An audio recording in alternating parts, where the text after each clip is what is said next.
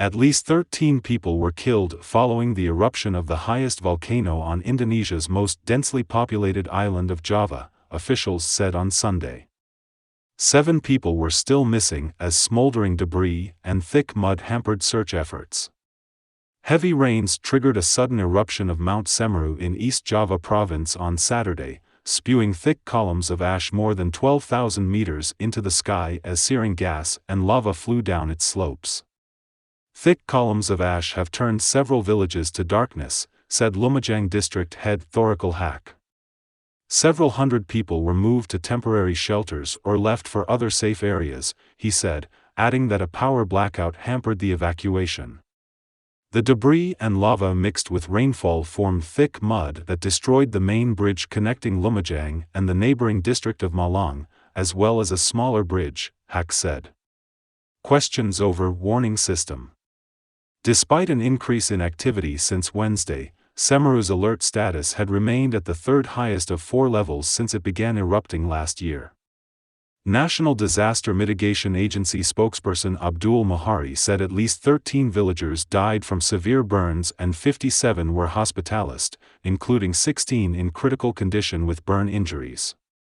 He said rescuers were still searching for 7 residents and sand miners along a river in Cura Kabokan village who were reported missing. Entire houses in the village were damaged by volcanic debris and more than 900 people fled to temporary government shelters, Mahari said. Liswanto, the head of Semeru's monitoring post, said his office had informed the community and the miners that hot ash could tumble down from Semeru's crater at any time, after sensors picked up increased activity in the past week.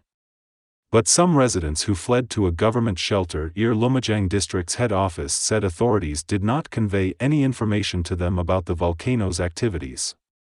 Suddenly, everything went dark, the bright afternoon turned into night.